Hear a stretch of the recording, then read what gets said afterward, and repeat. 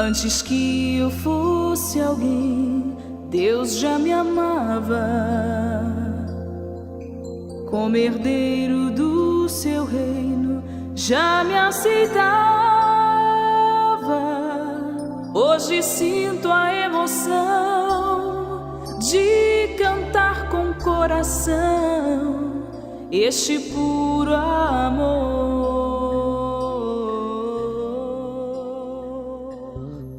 Braços abertos. Olá, queridos, começando mais um programa de Braços Abertos. Que prazer é poder ter você aqui com a gente, na sua, na minha, na nossa TV Itapetinga. É muito bom poder estar com vocês hoje no nosso programa, viu? Sejam todos muito bem-vindos e, como a gente sempre começa, claro, com ela, a Palavra de Deus. E os versículos para vocês hoje são de Salmos 119, versículos de 137 a 144, que diz assim: Justo és, ó Senhor, e retos são os teus juízos. Os teus testemunhos que ordenaste são retos e muito fiéis. O meu zelo me consumiu, porque os meus inimigos se esqueceram da tua palavra. A tua palavra é muito pura, portanto, o teu servo a ama. Pequeno sou e desprezado, porém, não me esqueço dos teus mandamentos. A tua justiça é uma justiça eterna, e a tua lei é a verdade. A aflição e a angústia se apoderam de mim. Contudo, os teus mandamentos são o meu prazer. A justiça dos teus testemunhos é eterna. Dá-me inteligência e viverei. Que palavra tremenda! Que essa palavra possa gerar nessa tarde vida dentro do seu coração. E que você possa ter essa certeza, assim como diz aqui no versículo 142, a justiça do nosso Deus, né? É uma justiça eterna. E a sua lei, que a palavra de Deus, ela é a verdade. Então, você quer saber da verdade, quer saber sobre os mandamentos, quer saber como que Deus age, como que Deus é justo, leia a palavra de Deus. E você, com certeza, vai estar alinhado à vontade de Deus para a sua vida e de tudo aquilo que Ele projetou para você. E ainda que você pense, talvez, que você seja desprezado dentro da sua família, dentro do seu trabalho, dentro da sua vizinhança, não importa. Mas se você servir a Deus, a justiça de Deus vai sempre parar sobre a sua vida. E grandes serão as vitórias que você vai conquistar para a glória de Deus, viu? Tenha certeza disso. Bom, hoje o nosso programa está imperdível. Temos entrevistada a nossa querida Marcela Bastos, jornalista, e que lançou o livro A Dor que Abre os Céus, com um testemunho impactante. Tenho certeza que você vai ser tremendamente abençoado ao ouvir esse testemunho hoje aqui no nosso programa. Não muda de canal, não. Fica aqui com a gente, tá? E nós vamos ter também 2 clipes nossos para vocês matarem as saudades aí, viu? Quão grande és tu, da segunda versão que nós gravamos, né? O single Quão grande és tu, e vamos adorar a Deus juntos. E também uma canção inédita para vocês, que a gente lançou tem pouco tempo agora no YouTube, também outro single, Quando Dobro os Meus Joelhos, uma canção de nossa autoria para a glória de Deus, que o Senhor colocou nos nossos corações para adorar a Ele, nosso coração para adorar Ele, e eu quero dividir com vocês nessa tarde, e nós vamos juntos glorificar o nome do nosso Deus. Ah, e também tem Riquili por aí. Pensa que eu esqueci? Não esqueci, não. Com aquelas dicas maravilhosas de turismo, de lugares para você ir com a sua família, para você passear, espairecer e ter aquele momento off, né? Que todo mundo precisa descansar um pouquinho. Quer saber qual é essa dica maravilhosa de hoje? Então tem que ficar aqui no nosso programa e não pode sair daí, hein? E já já a gente volta. Olá! Estamos aqui para dizer que de segunda a sexta, às 18 horas, tem o programa Teatro da Gil e Cris. Esperamos você de segunda a sexta, às 18 horas. Teatro Gil e Cris.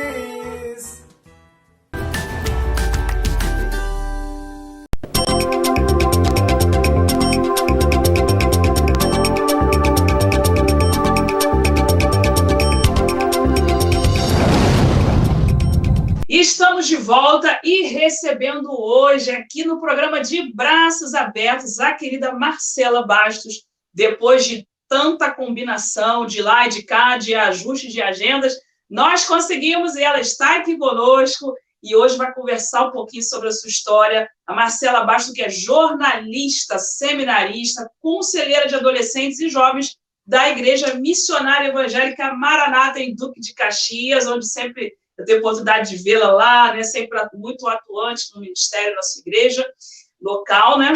E ela também produtora da Rádio 93, no Rio de Janeiro, filha do pastor Carlos e da Silvia Bastos, e irmã da Melissa, e autora agora do livro A Dor que Abre os Céus. Marcela, que prazer receber você aqui no nosso programa. Muito boa tarde, fique à vontade, viu? Maurizete, que alegria, boa tarde a todo mundo que nos acompanha, indo de braços abertos, já tem um nome assim tão receptivo, né? Então a gente corre de braços abertos para poder estar aqui, que bom que o nosso Deus nos proporcionou esse tempo, como você bem disse, fomos lá, viemos cá, as agendas, mas Deus tinha o tempo certo desse bom encontro. É uma alegria estar aqui, obrigada pelo convite. Amém, é uma alegria poder te receber aqui, viu, Marcela? E vamos então, né, bater um papo com você, que eu também fiz questão de não te perguntar muita coisa antes que eu quero saber aqui, né? Vou ficar sabendo aqui hoje e agora. Marcela, conta um pouquinho assim da tua infância, se você nasceu num lar cristão, como é que foi a sua infância? Assim, conta um pouquinho pra gente. Então, graças a Deus, né, eu tive essa grata alegria de poder nascer num lar cristão. A Olha, minha mãe orou pelo meu pai durante 9 anos. E quando eu nasci, ele já tinha entregado a vida dele para Jesus. Né? Eu gosto de dar contar essa experiência que é da minha mãe, que acabou se tornando nossa, porque ela conta que durante os 9 anos ela tentou ficar dando jeitinhos para que meu pai fosse à igreja, fazendo convites, vamos Carlinhos, eu tenho a minha irmã, a Melissa, é minha irmã mais velha, e ela conta que ela tentava arrumar, minha mãe tentava arrumar formas de que o meu pai fosse para a igreja, tem que levar a Melissa, ela tem que passar linha, e tem que não sei o quê, na época a Maranata era na BI, e ela dizia, a Melissa tinha medo de elevador, Carlinhos tem que entrar com a Melissa. E aí um dia o Espírito Santo disse para ela assim, ô Silvia, deixa que eu vou fazer. E essa atitude de obediência da minha mãe, ela diz que quando ela menos esperou, foi mais rápido do que ela poderia supor. O meu próprio pai falou, Silvia, vamos à igreja? Ela falou que ela olhou meio desconfiada. E lá na igreja ele levantou a mão, se converteu. E isso me permitiu crescer num lar cristão. Vendo os meus pais indo à igreja e depois vendo a ordenação do meu pai, que aí eu já era nascida, já mais grandinha, mas glória a Deus, eu cresci num lar cristão e contando essa experiência de obediência da minha mãe, de ter ouvido a voz de Deus, de ter descansado em um Deus que cuida de todas as coisas. Glória a Deus, é verdade. Descansou, entregou, né? E Deus fez a obra, né? Bênção. Louvado seja Deus por isso. E, Marcela, você hoje é conselheira de jovens e adolescentes, né? Qual, assim, o maior desafio nessa área aí? Você como conselheira de jovens e adolescentes, o que você acha que é o teu maior desafio sendo conselheira de jovens como você é? O que acontece? Durante muitos anos, eu fui a líder direta dos adolescentes, né? Sim. E aí, hoje, com essa função de seminarista na igreja, eu acabei assumindo esse lugar de conselheira, tanto para adolescentes quanto para jovens. Quando a gente fala de jovem, a gente fala do jovem, ele já está um pouquinho maiorzinho, ele já está compreendendo um pouquinho maiorzinho assim, né? É jovem, já tem 21, 22 anos, já está encaminhado, já está pensando, já está, né? Com as suas escolhas ali, tem umas guerras diferenciadas, eu diria guerras aí, do que dos adolescentes. Mas há um ponto que eu acho que vai de encontro, unindo tanto adolescentes quanto jovens hoje, que eu acho que é o nosso maior desafio, e aí também não vejo só como deles não, mas eu acho que nosso, como da igreja de uma maneira geral, é a gente guardar a nossa mente, desses ataques contra a nossa fé e no sentido dos princípios bíblicos, porque a Bíblia é a nossa regra de fé e de prática. E hoje, o mundo, e quando eu falar mundo, entendo o mundo como sistema, é esse sistema que nos influencia na maneira de pensar, por consequência na maneira de agir, porque a Bíblia já nos ensina que assim como o homem pensa, assim ele é. E o sistema, ele é maligno mesmo, né? Ele usa de sofisma, que é pior do que a mentira. Porque a mentira você olha de frente e você não, isso é mentira.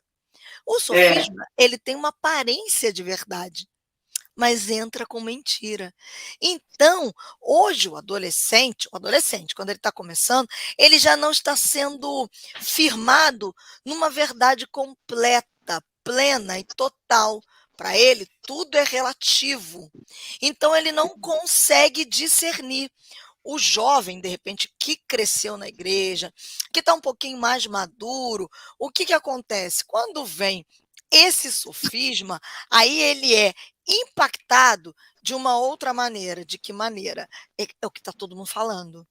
É o que está todo mundo fazendo. Bom, será que é assim mesmo? Pode ser que não seja tão assim. O adolescente, ele já está sendo forçado a aprender que não é assim. Não é assim, olha, não é bem, não é desse jeito. Ele entende aquilo, porque hoje a gente vive num tempo de verdades não absolutas. As pessoas é acham que as verdade. verdades são relativas. Então, o nosso maior desafio é isso. Já viu? Já ouviu falar? Ele diz assim: ah, mas cada um tem a sua verdade. Mas como cada um tem a sua verdade? A Bíblia é a verdade. A Bíblia Então, é verdade. é um desafio da gente poder trazer as verdades bíblicas, fazer É, isso com amor, com sabedoria, ao mesmo tempo firmeza, né? Porque a gente precisa ser firme para falar das verdades bíblicas. Então, é acho verdade. que esse é o maior desafio que a gente enfrenta hoje. E os pais têm esse desafio também, né, Marcela? De estar trazendo essas verdades à luz da palavra de Deus, não deixar, né, que esse momento seja esquecido ou terceirizado para outros, né? Em casa também a gente precisa fazer esse papel para que depois, quando ele ouvir, quando aquilo chegar a ele e ele identificar que é uma mentira, né? O Que é, Maurizete, eu diria que, sobretudo, os pais precisam disso. Porque é o que verdade. acontece? Não é algo que a igreja tem que fazer. A igreja Isso, precisa fazer, é o papel da igreja. Mas a sim, igreja vem como uma complementação. Estou dizendo aqui a igreja, vou botar assim, a gente, o líder de adolescentes, o líder de isso. jovem, o pastor de adolescentes jovens, o conselheiro, enfim. Mas os pais precisam entender que tudo começa em casa. Eu Tudo começa. brinco que eu sou filha de uma mãe terrorista. Eu falo isso. Eu passei com 100 com louvor. Ela, né? Ela passou com 100 com louvor como terrorista. Porque é verdade, Maurizete, vamos lá, vamos combinar aqui. Para a gente que cresceu no Evangelho, a gente sabe, quando a gente é novinho, em alguns momentos você vai obedecer por medo. É, Certo? Você vai obedecer por medo. Depois que você vai crescendo, por maturidade, você desenvolve um relacionamento com Deus, você passa a obedecer por amor. E aí é isso aí. desenvolve um temor que é atrelado ao amor. Mas em alguns momentos, quantas vezes eu ouvi da minha mãe: olha só, o que você não me disser, o Espírito Santo me revela. Você sabe que o Espírito Santo fala com a mamãe? E eu sabia. Por quê? Porque eu via isso na vida dela. Eu via isso na vida do meu pai. Então, assim, hoje, os pais estão deixando de dar base aos filhos, sobretudo também estão deixando de viver uma vida em relacionamento de profundidade com Deus, joga para a igreja, achando É isso. que a igreja tem a completa e única e total responsabilidade de criar os filhos. Quantas vezes a gente vai fazer final de semana de acampamento e a gente leve, às vezes, o pai, eu falo para os pais: olha, não pense você que você vai me entregar um menino na sexta e ele vai vir outro no domingo. Não é isso. Não É existe isso. mágica. Eu também não estou levando teu filho para fazer colônia de férias, que eu nem tenho tempo para isso. né? Se eu fosse fazer colônia de férias, eu ia ganhar dinheiro com isso. Mas não é isso. Nós estamos levando seus filhos para terem uma experiência com Deus. Mas o que as pessoas estão esquecendo, Maurizete, é que ninguém vive de experiência. É Experiência verdade. precisa ser transformada em relacionamento com Deus. Porque quantas pessoas você conheceu que tiveram experiências profundas com Deus, mas não Ô, souberam transformar isso em relacionamento e hoje estão longe da presença do Senhor? é Algumas até verdade. mortas. Eu conheço gente assim. Digo isso É, com tristeza na minha alma.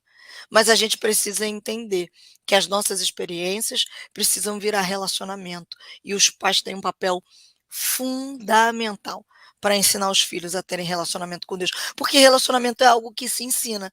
Você não ensina os seus filhos a se relacionar com as pessoas, com os mais velhos, a pedir é verdade. obrigado, pedir por favor, agradecer, dar licença. Os tempos antigos pediam bênção, né? É, Até brinco, eu falei, eu queria ter sido até acostumada com isso. Eu acho bonito as pessoas pedindo bênção. Eu tenho alguns adolescentes na igreja que me pedem bênção, porque foram é. criados assim. Então, se a gente ensina isso, os pais precisam aprender a ensinar seus filhos a aprenderem a se relacionar com Deus, porque relacionamento com Deus também se ensina. É isso mesmo, verdade. Isso aí que você falou é muito importante, né? Eu tenho certeza que as pessoas que estão em casa se identificaram, eu me identifiquei com certeza, e é uma coisa que eu sempre pensei, realmente, a gente precisa trazer a coisa e a consciência dentro de casa, não adianta pensar, sim, ela vai, como você falou, vai complementar, mas se a gente não trouxer nossos filhos para essas experiências e dentro dessas verdades, dentro de casa, meio complicado. É complicado porque a gente não vai estar fazendo o que a palavra de Deus diz, né? A palavra de Deus fala que a gente tem que ensinar o menino no caminho que ele precisa andar, né? E isso é um Exatamente. ensinamento bíblico, né? É o que a gente não pode deixar realmente passar. Marcela, conta pra gente, você descobriu que tinha uma grave doença, né? Que momento se deu isso? Como que isso aconteceu? Como é que isso mexeu, de uma certa forma, acredito eu, né, que tenha mexido com a sua vida de uma forma intensa? Conta pra gente essa experiência. Na verdade, todo esse processo começou um pouco antes. Foi em 2011 eu tive o AVC hemorrágico, né? Que ninguém Meu Deus. acredita. Mas um pouco antes, coisa de 3 ou 4 anos antes, um dia eu estava voltando da rádio, eu estava no salão, fazendo escova, porque tinha um evento no outro dia na rádio, e eu comecei a sentir um gosto de sangue na boca. E eu peguei Meu um Deus. copinho plástico, cuspi assim naquele copo e vi que era sangue. Para se entender, eu corri uma emergência. Na emergência, as minhas taxas do sangue estavam absolutamente normais, mas a médica da emergência falou assim: olha, Marcela, falou para mim e para o meu pai estava comigo, e disse assim: olha, se fosse vocês, eu procurava um hematologista, porque há taxas no sangue que exame de hemograma não aponta. E foi aí que começou. Vai para lá, vai para cá, vem cá, vem lá, vem cá. Alguns hematologistas eu passei, e o hematologista apontou que eu tinha uma doença chamada síndrome de von Willebrand. O que é a síndrome de von Willebrand? Ela é uma síndrome que afeta as plaquetas do sangue, em que quantidade, as plaquetas são normais em quantidade, mas a qualidade da plaqueta é baixa. Qual a função da plaqueta no sangue? A plaqueta no sangue, quando ela se junta, que a gente chama de agregação plaquetária, ela é que faz o sangue parar de sangrar. Quando a gente fala assim, quando o menino se machuca, a mãe, peraí que eu vou estancar o sangue. Tem mãe que bota pó de café, né? Você descobre, não adianta nada. Bota pó de café. Coloca para estancar ali, né, na hora. Pois é. E aí, esse tempo que todo mundo tem um tempo de agregação plaquetária, o meu é muito maior do que o das pessoas ditas normais, que não têm essa síndrome. Ou seja, eu demoro muito tempo para agregar. O que isso ocasiona? Hemorragias. Com Hemorragia. mais facilidade. Só que todos os médicos chegaram a uma conclusão Tem seguinte. dificuldade na coagulação, seria isso? Isso, a dificuldade da coagulação sanguínea. Ela demora. Então, os médicos disseram para mim o seguinte: olha, Marcelo, você vai ter algumas questões, os incômodos mensais, né, durante seu período menstrual, numa ocasião em que, por exemplo, você for ter que fazer alguma coisa no dente. Aí a gente percebe o cuidado de Deus aqui. Eu quero fazer esse destaque, Maurizete, porque aí eu vim entender porque que a vida inteira eu nunca não tive nem cárie, porque eu não sabia. Se tivesse que passar por qualquer procedimento mais profundo na cadeira de um dentista, fosse arrancar um dente, eu correria o risco de sangrar e ter uma questão séria, até mesmo para a morte. Por quê? Que coisa, né? Pois é, para você ver como é que são as coisas e o cuidado de Deus, que ele sabe das coisas que a gente realmente não sabe, né? E aí é algo impressionante. Então, os médicos me disseram o seguinte: tiver que fazer alguma questão, intervenção dentária, você vai fazer num centro cirúrgico, de preferência com bucomaxilo. Beleza? Beleza. Ok. Em caso de acidente, você tem que andar com um cartãozinho para dizer a primeira a ser resgatada tem que ser você, a ser atendida, porque você pode sangrar muito mais do que as outras pessoas, ter uma hemorragia. Bom, enfim, caso de cirurgia, tem que fazer transfusão plaquetária. Fora isso, vida normal. Quer dizer, além do que você não pode tomar antibiótico, anti-inflamatório, bota um remédio com anti no nome. Eu não posso. Meu Deus. Uma lista grande, né? Porque se a gente for ver. Uma lista grande, exatamente. Mas e aí? Tá com uma inflamação, não vai poder tomar um anti-inflamatório? Uma coisa que todo mundo já tem em mãos em casa, estou com uma dose de anti-inflamatório, né? Aí. Bateu a perna anti-inflamatório. E é isso para você não podia se desligar desse. Numa questão inflamatória, o médico tem que prescrever o mais forte e eu tenho que tomar durante 3 dias. Passados 3 dias, eu já começo a dar sangra o nariz sangra. Que isso? Entendeu? Só que aí a gente vai vendo que o próprio corpo vai se regenerando mais rápido, né? Ele se recupera mais rápido. Só que assim, era isso, mas nada com risco de morte. Era o que eles disseram. Sangramento espontâneo com risco de morte? Não, isso aí você não tem problema. O fato é que, passados alguns anos, eu contrariei o que eles disseram e eu sangrei. Segundo os médicos, num lugar onde todo mundo pede para não sangrar, que é aqui, olha, no que a gente chama de tronco cerebral, é no pescoço. É um lugar muito fininho, onde passa todas as informações, porque a informação que o cérebro envia para a medula, para o corpo, passa por ali.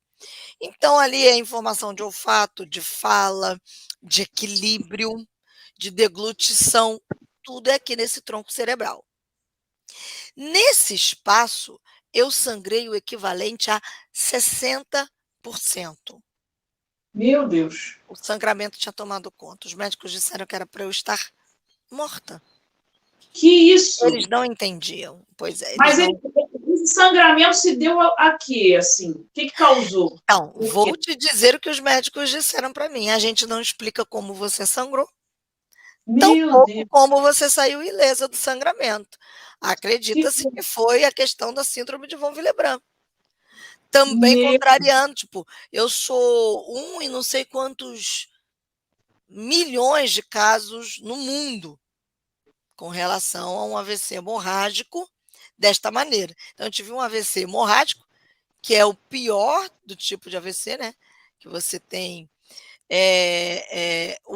2 tipos de AVC, o hemorrágico e o outro, esqueci agora. Isquêmico, não? O isquêmico, exatamente.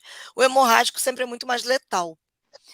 E ainda, além de ter o mais letal, eu ainda tive no lugar mais letal de todos, que é o tronco cerebral, por causa desse espaço. Porque quando você tem um AVC hemorrágico aqui nessa região do cérebro, que eles chamam de cerebelo, é mais fácil. Então, é mais fácil assim, é risco, mas geralmente a pessoa passa por uma cirurgia de drenagem, né? Eles colocam um dreno para sugar esse sangue, esse coágulo.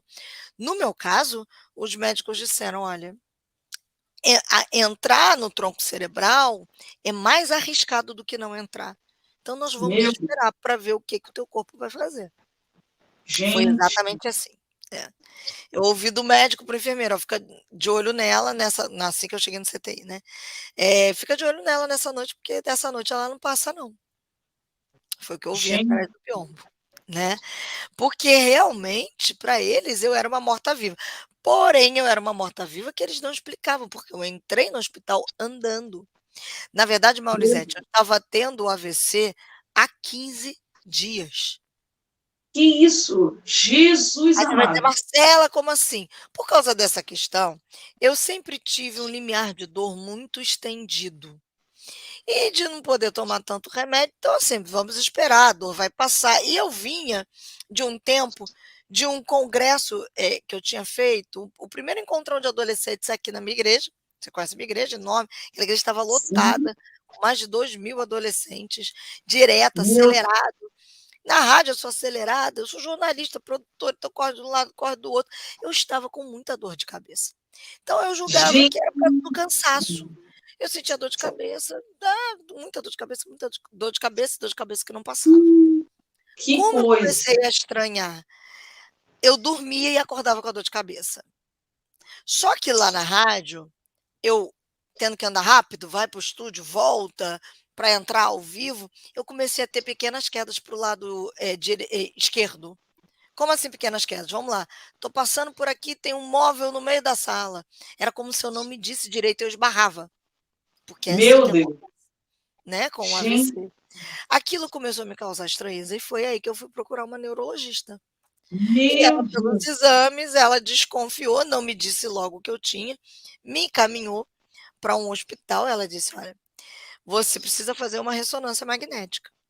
Ainda assim, eu fui a um grande Gente, hospital aqui no Rio de Janeiro.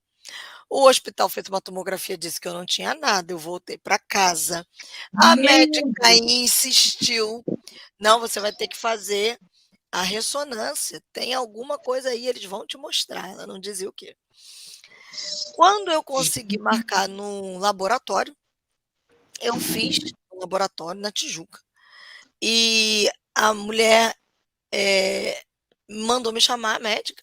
Eu já comecei a achar esquisito, porque eu fui para fazer uma ressonância, eu fiz a ressonância, da ressonância eles me levaram para tomografia. Sendo que o marido de uma das minhas amigas lá da rádio trabalha lá. E aí ele me chamou e falou: "Olha, Marcela, vai lá, tal, troca de roupa", que a gente estava com aquela coisa de exame, né, "que a médica quer conversar com você". Quando ela me chamou, ela me perguntou se estava sozinha, eu falei: "Não, estou com minha mãe e com uma amiga". "Ah, mas então você corre, eu vou te dar aqui o exame, vai para o hospital mais próximo, porque você lá eles vão te orientar o que deve ser feito". Depois eu fiquei sabendo, por essa minha amiga, Cacau, que o medo da médica, quando ela falou com o marido da Cláudia, era assim: "Vamos tirar essa menina daqui a qualquer momento, porque ela vai ter uma parada respiratória", que é o que acontece com todo mundo no AVC, né. Só que eu não Jesus. tive. Eu estava andando, tá, o carro tinha ficado um quarteirão do local onde a gente tinha feito o exame, andando, e eu ando rápido. Meu Eu Deus. entrei, eu sei que quando eu entrei no hospital e que depois a médica viu, eu já estava, ainda assim eu disse: "Não, minha dor está entre 8 e 9 e tal", mas quando a médica viu o exame que eu tinha entregue, aí ela mandaram chamar a neuro, que desceu lá do CTI, e disseram: "Agora você vai ficar deitada". Falei: "Não, mas eu quero ir no banheiro". "Não, não, você é uma paciente de risco", foi quando ela disse. Eu falei: "Como assim paciente de risco?". Ela: "Não, você está tendo um AVC hemorrágico". Eu falei: "O quê?". Meu Mas AVC Jesus. não é aquele negócio que a pessoa tem, desmaia, quando volta, se é que volta, ela: "Pois é, então, a gente não te explica, a gente está esperando você ter um desmaio, uma parada cardíaca a Gente, qualquer momento", foi exatamente assim. Então a única meu coisa, Deus. assim, que eles fizeram, eles me deram uma transfusão de plaqueta, porque é o que tem que ser feito numa pessoa na minha condição, de síndrome de von Willebrand, e aí foram mapear o meu cérebro. Eu fiquei naquela máquina, Maurizete, mais de 1 hora. Que eles Gente, queriam saber se havia, né, é, rompido alguma, veia, alguma coisa, tinha que ter acontecido, é o que eles achavam.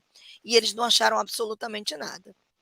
Me enviaram para o gente, CTI, no CTI, depois da transfusão de plaqueta, eu fiquei tomando dipirona. gente. Foi. é toda amarrada, claro, como CTI. CTI é o que eu falo para as pessoas. É um lugar difícil, né? Porque É. você usa fralda. Quem nunca esteve lá, faço votos que você nunca esteja. Mas o CTI é o lugar onde você não sabe se é dia, se é noite, sua família vem e vai embora, seus pastores vêm e vão embora. E você usa fralda. Você tá ali, você tá à mercê, né? Mas eu digo É que verdade. o CTI você realmente vive a promessa que Jesus fez a nós em Mateus 28. Eis que Meu estarei Deus. convosco todos os dias até a consumação dos séculos. Ele não nos deixa sozinhos, Maurizete, porque ele está conosco, ele fica com a gente.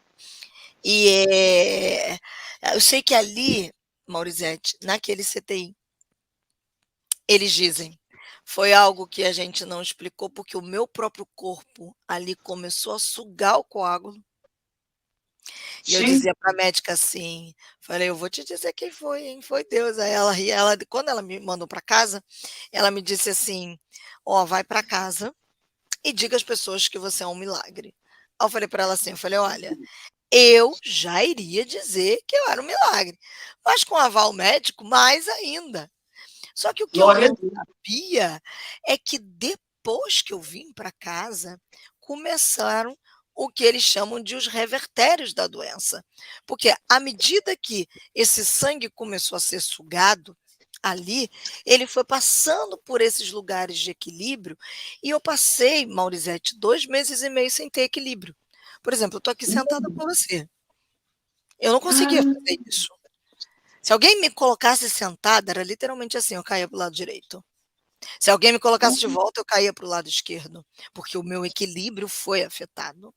foi Eu afetado. falo que o paciente de AVC, ele é prisioneiro do próprio corpo, né, porque você dá ordem ao teu corpo, o cérebro está bom, mas o corpo não funciona. Então eu fiquei como se eu estivesse rodando o tempo inteiro, eu não conseguia ler, eu não Gente, conseguia comer sozinha. Essa coordenação motora aqui foi afetada. Uma outra coisa que foi afetada foi a deglutição. Todo mundo come, você mastiga e engole normal, né. No sim. Como afetou o cerebelo aqui o tronco cerebral, eu engolia, a comida ficava parada aqui.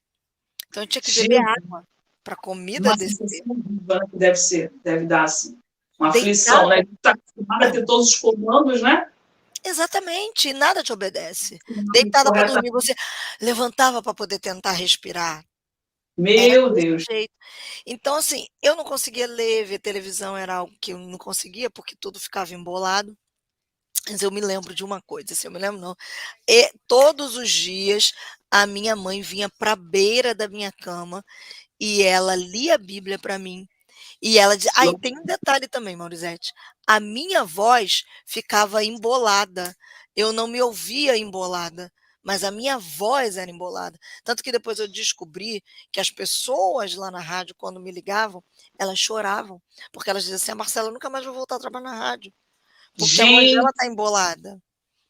Mas a minha provavelmente você tem até desenvolvido o que a gente chama de afasia, alguma coisa do tipo, né? sim, Pode sim, e eu vou te contar o que que Deus fez, uma sequela porque da fala, a né? a fala, exatamente, tudo Essa embolado. uma área cerebral que corresponde, né, a algum comando da área da fala, Fala. né? Afetou a fala e afetou o equilíbrio e a deglutição.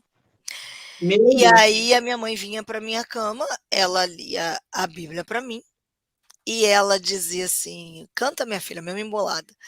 E é óbvio que eu não vou cantar aqui, porque você canta, eu não canto absolutamente nada, mas ela cantava: "Te louvarei, não importam Meu as Deus. circunstâncias, Ai, adorarei somente a ti, Jesus". glória a Ela Deus. sabia que a filha dela nem sentar, quer dizer, andar que eu não andava mesmo, nem sentar sozinha eu ficava, não tomava banho, para ir no banheiro precisava que alguém me levasse. E um dia, o meu pai me levou para um otorrino para fazer uma avaliação, né, de como eu ficaria. E naquele dia o médico me sentenciou, ele disse: "Ah, Marcela vai ficar com uma sequela de equilíbrio", sendo que a sequela de equilíbrio era não voltar a minha vida em absolutamente nada. Gente. Quando me trouxeram de volta para casa, porque era literalmente isso, te leva e te traz, te leva e te traz, vai e volta. Deitada na cama, eu falo que eu fiz uma das orações mais difíceis da minha vida. Eu disse para Deus assim: Senhor, eu sei que o Senhor pode todas as coisas, mas se a sua vontade não for me restabelecer, o senhor sabe que eu tenho sonhos, o senhor sabe que eu tenho projetos, eu amo o que eu faço, o senhor me deu a oportunidade de fazer jornalismo, eu sou apaixonada por jornalismo, e o senhor me permite fazer isso divulgando a minha fé. Eu amo o que eu faço na igreja, eu tenho sonhos de futuro, mas se nada disso estiver nos teus planos, só me ensina a me submeter à sua vontade, porque eu não quero passar a vida inteira socando o seu trono. Essa foi a oração. Maurizete, 2 semanas e meia depois que eu fiz essa oração, do mesmo jeito que eu caí, o Senhor me levantou. Glória a Deus. Eu não precisei fazer fisioterapia. Eu não Meu, precisei fazer fonoaudiologia. um milagre completo. O milagre foi completo. Um milagre completo. Eu digo que o Senhor me deu tudo outra vez, né? Ele me Eu restituiu. posso dizer que é praticamente quase que impossível a pessoa voltar de um quadro desse não precisar fazer fono nem físio, né? Meu pai é físio também. Na É um mesma milagre. época que eu tive isso, lembra do Ricardo Gomes, do Vasco, que ele teve um AVC dentro do campo? Ricardo saiu carregado, no meio do campo. E o Ricardo levou, o Ricardo atleta, né? Enfim, técnico, Sim. ele levou um ano para começar a se recuperar.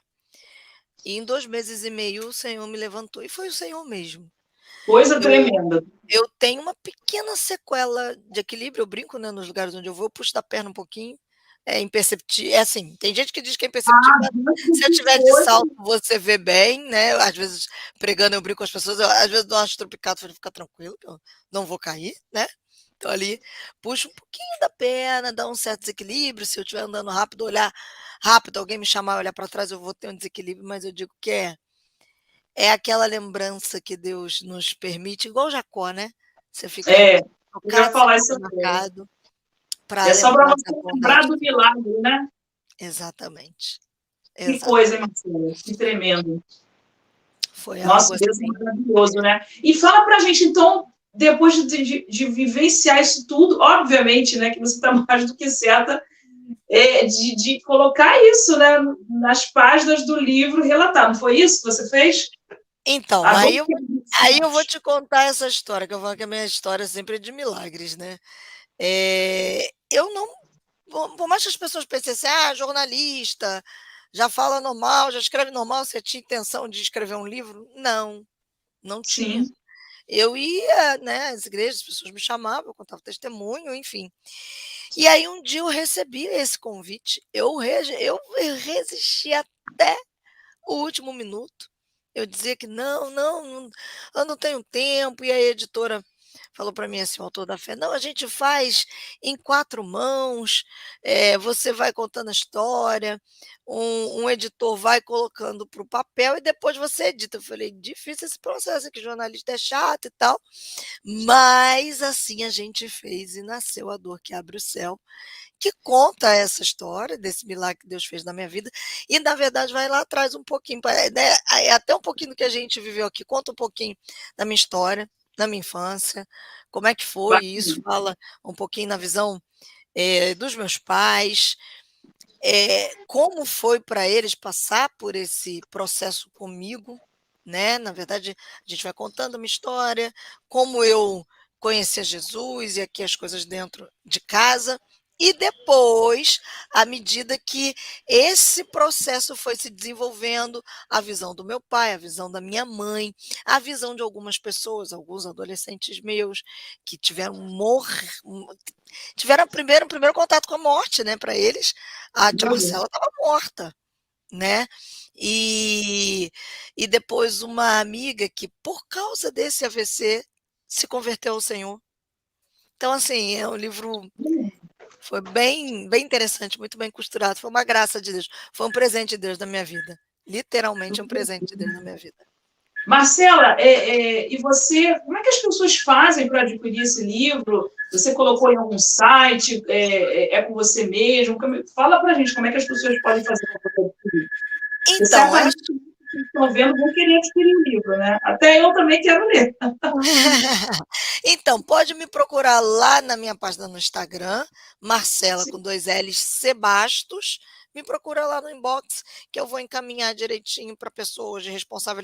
Ficou durante um bom tempo na Saraiva online, mas agora Ah, está sob os nossos cuidados mesmo. E aí eu tenho uma você amiga. mesmo, ele entra em Isso, contato isso. com tudo, E né? aí eu encaminho e essa minha amiga orienta direitinho como é que faz. Amém. Marcela, eu queria que você aproveitasse, assim, nesse momento, dirigisse uma palavra, né, para as pessoas que estão em casa de repente, passando por um quadro que você passou, ou de outros tipos de enfermidades e tudo.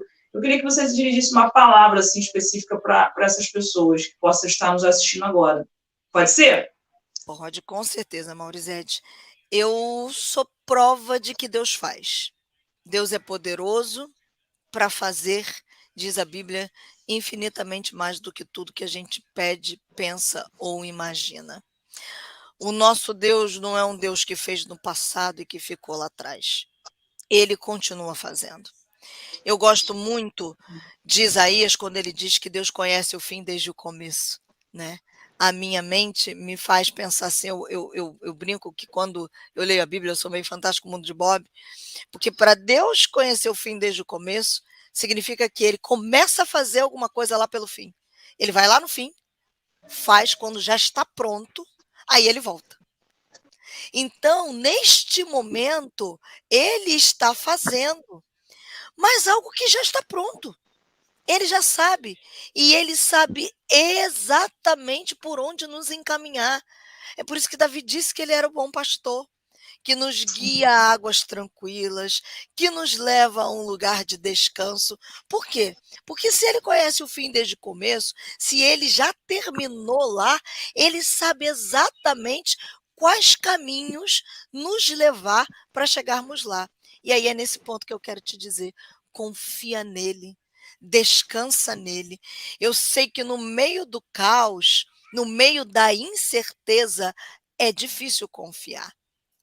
É difícil descansar, porque a fé, ela é confrontada. E não só a fé, a esperança, ela é roubada. Mas o convite do Senhor, como diz lá em Zacarias, é que a gente seja prisioneiro da esperança, retornando para uma torre forte, que é o Senhor. Tudo é por causa dele, tudo é por meio dele, e tudo é para ele, Maurizete. Não é que ele vai nos curar por uma questão, por nossa causa, é por causa dele. Ele tem todo o poder e tem mais. Uma outra coisa que eu aprendi, mais importante do que a gente chegar na terra prometida, é quem nós estamos nos tornando para chegarmos na terra prometida. Porque Amém. não adianta a gente chegar na terra prometida com uma mentalidade de escravo. Não adianta a gente chegar na terra prometida sem a presença do Deus da terra prometida. Então confia nele, descansa nele, porque ele sabe exatamente o que está fazendo. Aliás, já está pronto. Ele Amém. conhece o fim desde o começo. Então descansa nele. Ele é um Deus que faz, mas pode ser loucura o que eu vou te dizer. Pode soar como loucura, mas eu sei, porque eu já estive lá. E não foi só isso não, tá, Maurizete?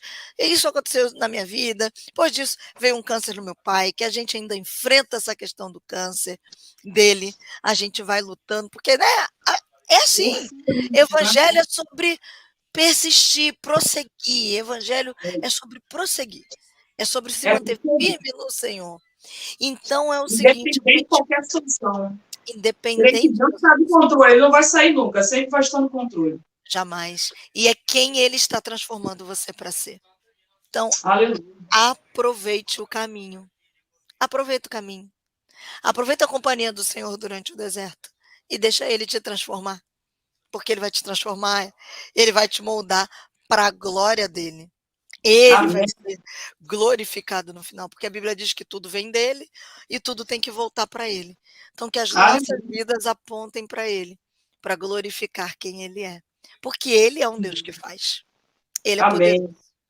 Glória a Deus. Glória a Deus, Marcela. Louvado seja Deus, viu?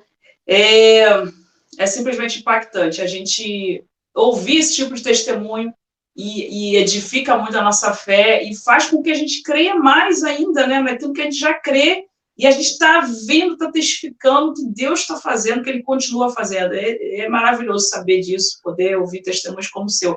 Marcela, eu queria que você passasse o seu contato, redes sociais, se as pessoas quiserem te convidar, elas podem te convidar, você vai até as igrejas para dar uma palavra, para ministrar, fala para as pessoas que estão aí em casa nesse momento. É só me procurar lá no Instagram, Marcela com 2 L's, Sebastos, Marcela com 2 L's, Sebastos, me procura lá. Pode me procurar pelo inbox, que eu respondo todo mundo, a gente vai ver, eu vou ter alegria, se assim o Senhor nos permitir, da gente estar junto cultuando. Eu falo, Maurizete, que eu gosto de cultuar a Deus juntos. Eu falei para minha mãe uma vez, logo assim que o Senhor me levantou, ela estava preocupada, que eu estava naquela correria, indo e vindo, eu disse para ela assim, eu falei, mãe, eu estou no lucro, porque era para eu estar morta. Então eu agora quero gastar cada segundo da minha vida para a glória de Deus. Então, essa é a minha alegria, esse é o meu prazer, Maurizete. Então, se o Senhor nos permitir e a agenda bater, eu vou ter muita alegria da gente poder estar junto. Amém, amém. Louvado seja Deus. Marcela, que Deus continue abençoando tua vida tremendamente, aos seus familiares, né, renovando as forças, que Deus possa estar aí cuidando da saúde do seu papai, né, restaurando também a saúde dele, está tudo debaixo do controle de Deus. Manda um abraço para todos eles. Muito obrigada por ter aceitado o nosso convite. Deus te abençoe. E quando você quiser voltar, estamos aqui de braços abertos, como diz o nome do programa. Eu vou ter muita alegria de estar aqui no De Braços Abertos. Mais uma vez, muito obrigada, viu, Maurizete? Que coisa boa. Fui recebida de braços abertos. Estou me sentindo realmente abraçada por cada braço aberto. Porque bom é a gente falar das coisas do reino, né? Nosso Deus é maravilhoso. Obrigada, viu? Amém. Muito bom te ouvir, Marcela. Deus te abençoe. Um beijo no coração. Beijo. Viu?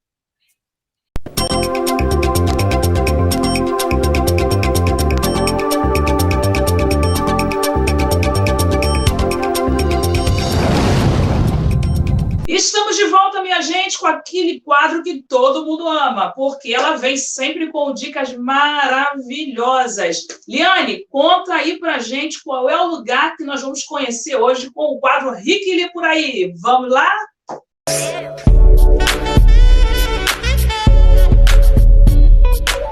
Olá, me chamo Liane e tenho junto com meu esposo um canal de muitas novidades de turismo e de passeios. Venha conosco! Nossa dica rápida de hoje é Visconde de Mauá. Sim, é possível sair da rotina e fazer um bate-volta no mesmo dia, isso saindo do Rio de Janeiro. Mas se preferir dormir por lá, melhor ainda. Nosso destino era o sítio das Cachoeiras do Alcantilado, um complexo com 9 cachoeiras muito bem sinalizadas e de fácil acesso. Você consegue chegar em todas elas caminhando, a partir da entrada principal.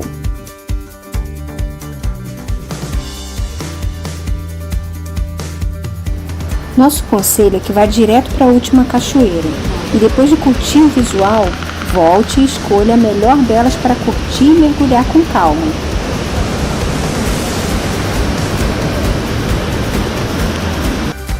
Possui um amplo estacionamento. Eles cobram uma taxa de manutenção para entrar no parque. Se informe no link abaixo que deixaremos na descrição para valores atualizados.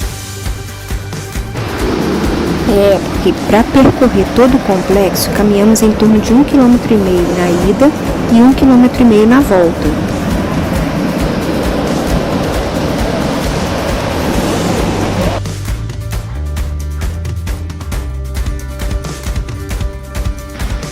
São várias piscininhas e poços ao longo do percurso. Tem espaço para todo mundo.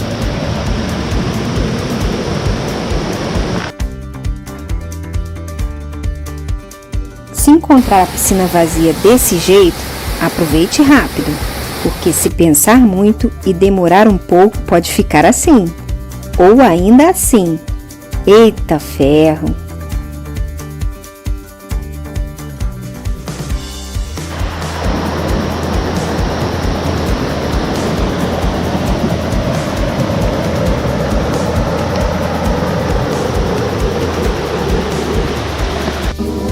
À noite tem opções para todos os tipos de gostos e bolsos, dos mais sofisticados aos mais simples.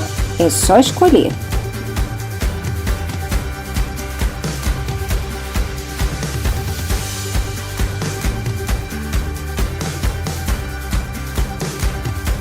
Se tiver optado por ficar mais um dia, pode e deve fazer as famosas comprinhas de viagem. Eu já garanti o meu colar. Ah, estão vendo aquela ponte ali atrás? Estamos do lado do Rio de Janeiro, mas basta atravessar que estaremos em solo mineiro. Na verdade, são várias vilas, uma colada na outra. Visconde de Mauá é uma delas. Maringá Rio e Maringá Minas ficam muito próximas e você pode visitar todas no mesmo passeio. Bom, pessoal, esperamos que tenham gostado dessa dica rápida de passeio. Nos vemos em breve, na próxima aventura com Rick Lee por aí.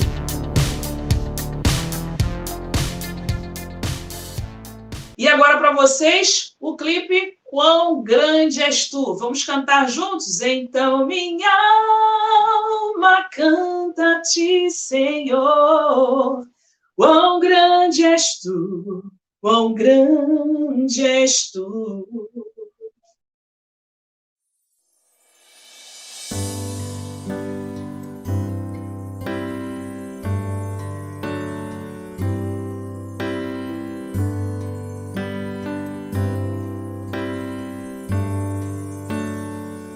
Senhor meu Deus, quando eu maravilhado contemplo a tua imensa criação, o céu e a terra e os vastos oceanos, fico a pensar em tua perfeição. Então minha alma canta-te, Senhor. Quão grande és tu, quão grande és tu. Então minha alma canta-te, Senhor. Quão grande és tu, quão grande és tu.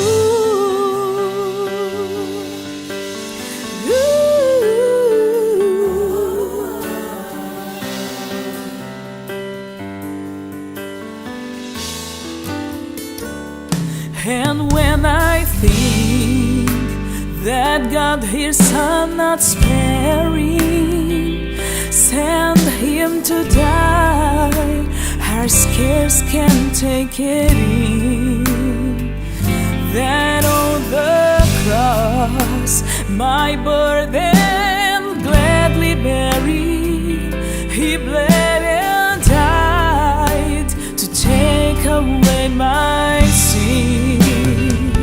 Then sings my soul, my Savior God, to thee.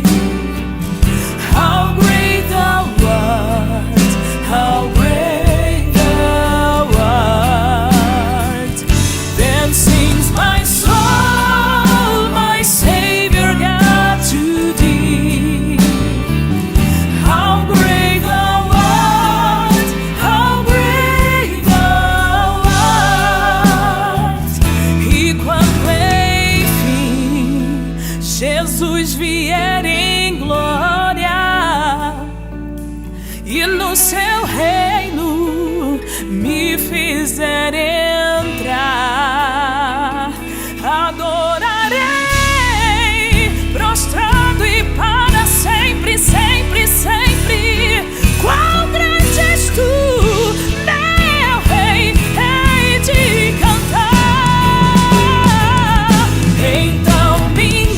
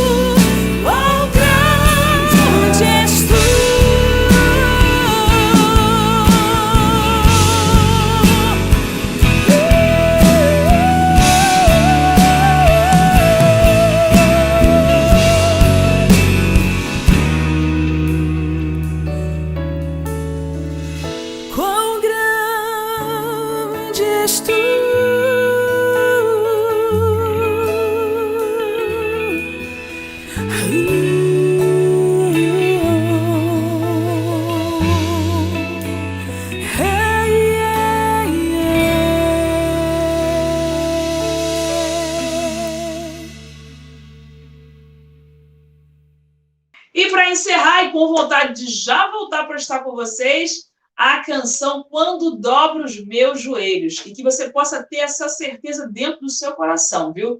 Quando você dobrar os seus joelhos e clamar ao Senhor, Ele te ouvirá e atenderá ao desejo do seu coração e dará a vitória a você que você precisa receber. Assim eu me despeço de vocês.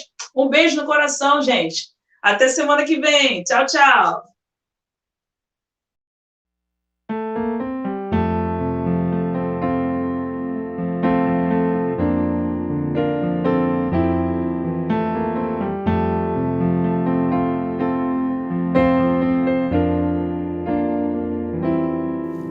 Quando dobro os meus joelhos, sei que Deus me ouvirá, pois eu creio no milagre, no poder da oração.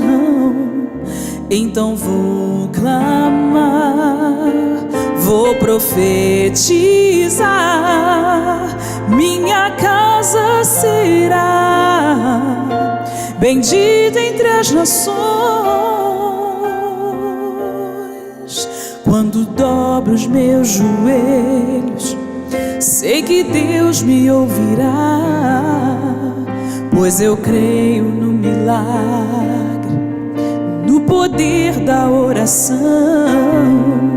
Então vou clamar, vou profetizar, minha casa será bendita entre as nações. Os propósitos de Deus se cumprirão, meus filhos não se perderão. Eu vou buscar o reino em primeiro lugar, e na minha casa Deus reinará. Os propósitos de Deus se cumprirão, meus filhos não se perderão. Eu vou buscar o reino em primeiro lugar, e na minha casa Deus reinará. Então vou clamar, vou profetizar, minha casa será bendita entre as nações.